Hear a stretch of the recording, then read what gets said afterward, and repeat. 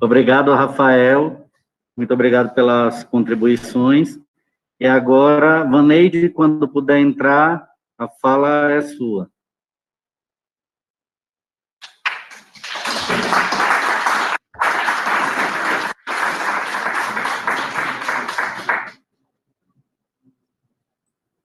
Bom dia, professor. A minha internet está bem instável, acho que eu vou ter que fechar a câmera para poder continuar. Aí eu peço licença, porque a internet está bem estável aqui. Eu vou tentar compartilhar uma tela aqui, professor. Se não der certo, vou assim mesmo.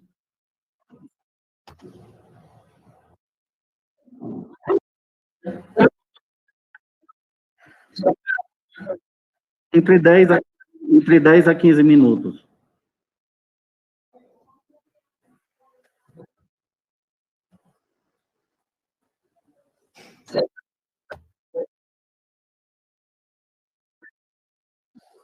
Tá, ok. Vaneide?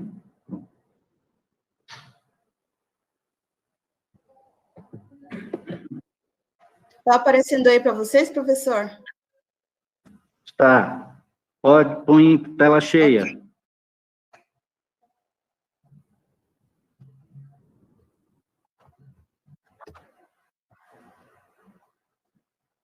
Assim tá bom? Sim, tá bom. Ok.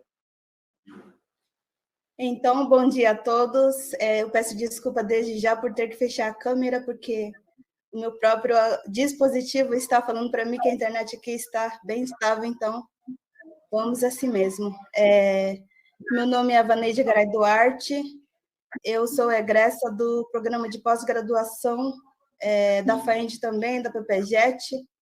Hoje o orientador meu foi o professor Cássio Knapp, que infelizmente não pôde acompanhar, mas eu estou muito feliz por poder estar aqui junto com o pessoal do México, o professor Daniel, e eu estou sentindo falta da professora Denise também, que não está presente, né?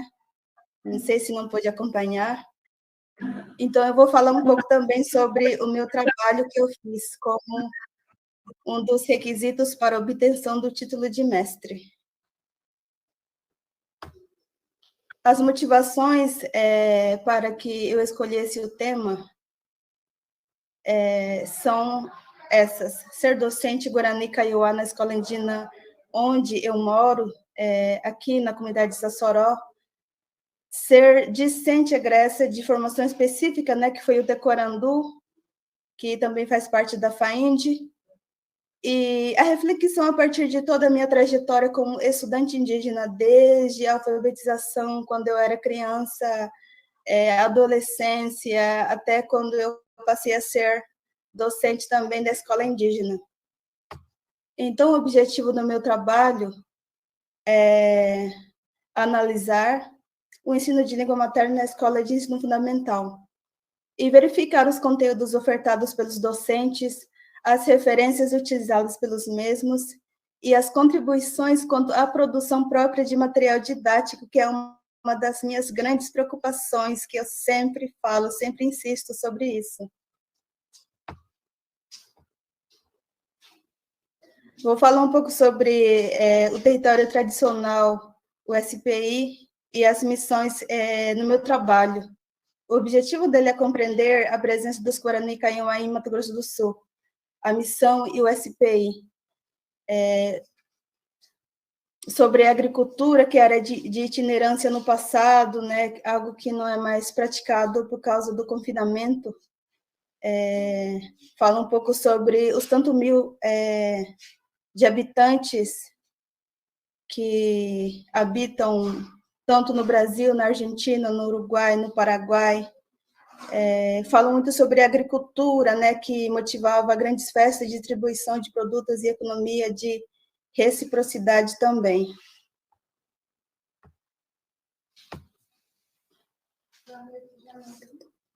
Atualmente, mesmo em território diminuto, sobrevivem, apesar das pressões, ameaças e mortes. Falo também sobre as famílias indígenas da bacia do Rio Iguatemi, sobre a Guerra do Paraguai, as ocupações das nossas terras.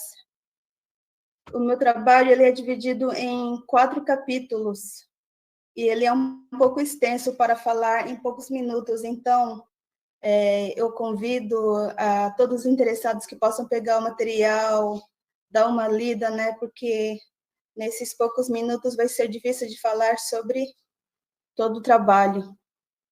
Então, no primeiro capítulo eu falo também sobre o SPI, que veio para o nosso território na década de 1910, sobre a demarcação da aldeia Sassoró e todas as outras 7 aldeias ao redor.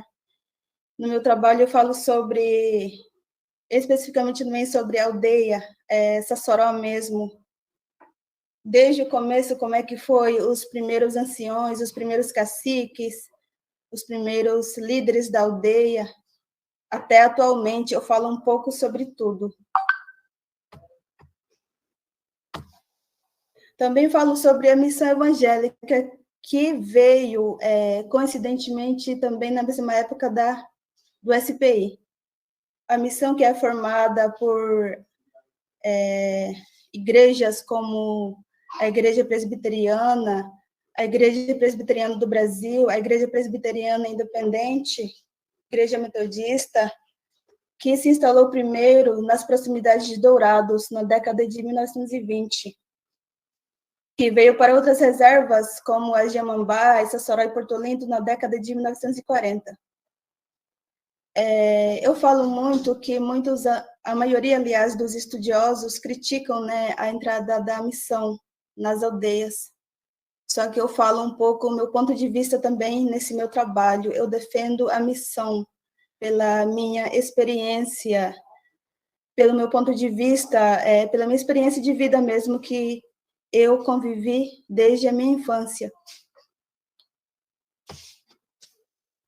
Já no capítulo 2 do meu trabalho, eu falo sobre a organização social e econômica da comunidade. O objetivo é apresentar a organização social e econômica desta comunidade onde eu estou inserida, o que acarretou a perda de território, as demarcações de reservas, e que a maioria das famílias passaram a depender de assistencialismos do governo, e os poucos que possuem renda fixa são servidores das escolas, de postos de saúde, pensionistas e aposentados também. Dessa maneira, os pais de família também são obrigados a sair da reserva para suprir as necessidades de suas famílias. Desde um tempo para cá, várias famílias se deslocaram para outros lugares, como municípios de Eldorado, Itaquiraí, Naviraí, nas fazendas aos redores, para buscar sustento para as suas famílias. E nessa parte do trabalho também eu falo sobre a produção, a função, a produção da roça aqui na aldeia Sassoró. Esse quadro aqui fala sobre as pessoas que se dispuseram a participar de uma das partes do meu trabalho. Aí eu coloquei, assim, AMDDDR, abreviado para preservar a identidade das pessoas. Então, nesse quadro eu falo sobre a produção, a finalidade e o meio de preparo, segundo essas pessoas entrevistadas. Na primeira parte, esse morador fala que produz mandioca, melancia, abacaxi, manga, maracujá, alface e cebolinha, cuja finalidade é para o consumo da família e também para doações para as famílias ao redor. E o meio de preparo foi a máquina da prefeitura e combustíveis também fornecidos pela mesma. O próximo entrevistado, segundo ele, a sua produção é mandioca, melancia, abóbora, tomate, etc. A finalidade também é para consumo, e o meio de preparo é através das máquinas da prefeitura, combustível comprado também pelo próprio morador, e, segundo ele, também a diária de motorista paga pelo mesmo, por ser uma área maior, por ser uma roça maior. A terceira entrevistada disse que a produção é mandioca, abacaxi, milho, manga, jabuticaba e banana. E a finalidade é o consumo também. O meio de preparo também, a máquina que fica na reserva, que sempre está disponível para a comunidade, e combustíveis fornecidos pela FUNAI. Na segunda parte do trabalho, também falo sobre a interculturalidade em MS e na escola de Sassoró. O objetivo desta parte do trabalho é refletir sobre a educação escolar e de que modo geram a QMS da década de 1980 até os tempos atuais. Nessa parte do trabalho também falo sobre a criação da escola Ubaldo, a Escola Municipal Indígena Ubaldo Aranduquemi, que é o foco deste trabalho. Então, a educação escolar indígena em Sassoró iniciou na década de 1960. Como eu disse anteriormente, chegou a missão e o SPI meio que na mesma época. O primeiro missionário foi o Benedito Troquês, junto com as professoras Jandira Dominoni e Maria Aparecida da Silva. Já no interior de Sassoró, a escola foi implantada na década de 1980. Nessa mesma década também, a escola da região Ramada, tipo um bairro aqui dentro da aldeia, ali também já funcionava uma escola, que está lá até hoje. Já a Escola Apolo foi reconhecida como escola indígena em 2005, já mais recentemente. No terceiro capítulo do meu trabalho, eu falo um pouco sobre o RCNEI e sobre a BNCC. O RCNEI surge em 1998, um documento que sugere como devem ser as escolas indígenas, para que esta, pautada na realidade local, propunham currículos voltados para a sua realidade. Ele fala sobre a importância de ser desenvolvido a língua indígena na escola, pois esta tem função de atribuir o status de língua plena. Já a BNCC define as principais diretrizes da educação básica. A BNCC sugere também o ensino de língua portuguesa, como se esta fosse a primeira língua de todos os estudantes, sem levar em conta as especificidades das escolas indígenas. Como, por exemplo, aqui na comunidade onde eu estou inserida, a nossa língua é o Guarani. A maioria, eu poderia dizer, os 99% das pessoas aqui falam o Guarani, e são pouquíssimos que têm o português como primeira língua. Então, nesse capítulo 3, eu falo sobre esses dois documentos oficiais. O RCNEI, ele mais favorece a nossa escola. Já a BNCC é um documento que nem menciona a escola indígena, mas que está implantada em todas as escolas das redes municipais e estaduais. Então, esse ano também nós começamos a trabalhar com ela no sistema, com o diário online, onde a gente vai pôr os planejamentos, tudo de acordo com a BNCC. Uma coisa nova, mas que precisaremos nos adaptar aos poucos. No capítulo 4 do meu trabalho, eu falo sobre os conteúdos e os materiais didáticos. Para realizar essa parte do trabalho, o meu foco foi o ano de 2019. 2019 foi um ano antes, né, antes da pandemia. O objetivo dessa parte do trabalho é descrever o ensino de língua materna na escola em estudo, no caso, a Escola Ubaldo, fazer a descrição das turmas e do corpo docente da disciplina de língua materna. E assim, até o 5º ano, pôde-se observar que foram registrados mais atividades realizadas e não conteúdos propriamente ditos. Assim, mostrando a necessidade da equipe escolar traçar metas desde o início do ano letivo para que os objetivos sejam alcançados.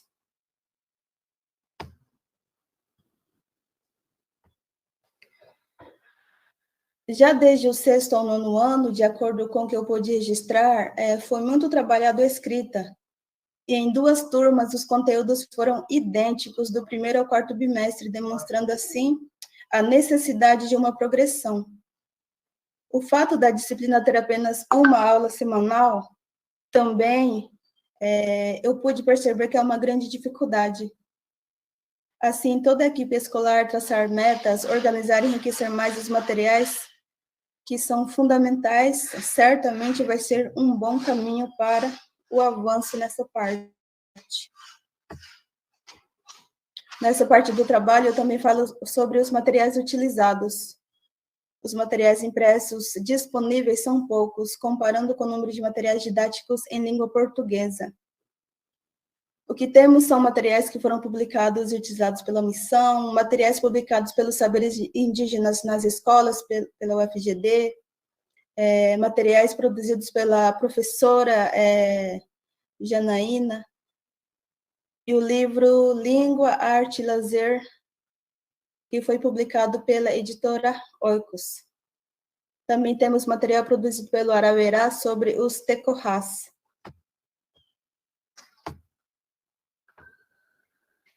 E assim, no trabalho, eu falo um pouco sobre cada material também. Quase a maior parte do que temos disponíveis, como eu falei, são poucos. O que mais temos é a biblioteca cheia de livros em língua portuguesa. Torna-se inviável que o professor seja responsável sozinho pela sua percepção, aplicação e compreensão. Como dito anteriormente, a equipe deve agir de modo coletivo.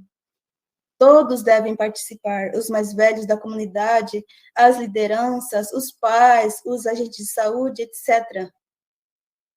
E isso temos garantido nos nossos documentos oficiais, inclusive no PPP da escola.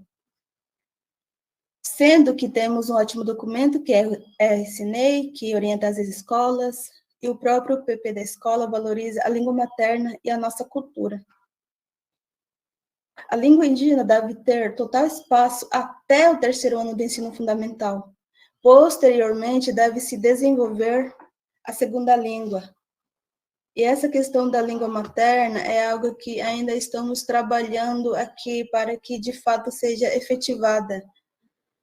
Eu sempre defendo que até o 3º ano o aluno deveria ser alfabetizado e ensinado apenas em língua materna, como nos é dado direito nos nossos documentos oficiais, mas é algo que ainda estamos nos adaptando, não é algo que acontece ainda de fato. Na questão do ensino da língua, é necessário que os próprios Guarani e Kaiowá protagonizem reflexões e produções, pois são os conhecedores e maior interessados nessa questão. Pois esperar iniciativas sempre e somente de fora não auxiliarão na qualidade de ensino diferenciado e bilíngue. As mudanças não ocorrerão de modo abrupto, assim de repente, mas devemos começar as progressões desde um projeto em dimensão menor quanto o currículo da escola indígena. E assim, o meu trabalho fala mais sobre essa questão da língua materna mesmo, as dificuldades que nós temos atualmente quanto à produção de material didático, o pouco que temos disponíveis, assim, traçar metas mesmo para o ano escolar. Enfim, eu falo sobre todas as minhas inquietações em questão ao currículo de língua materna, nesse trabalho. E, como eu já falei anteriormente, eu convido para que quem puder, dê uma olhada no material, na minha dissertação, onde eu falo mais, de modo mais aprofundado sobre as questões. É isso, professor. Obrigado, Vaneide. Obrigado por todas as aportações. Graças.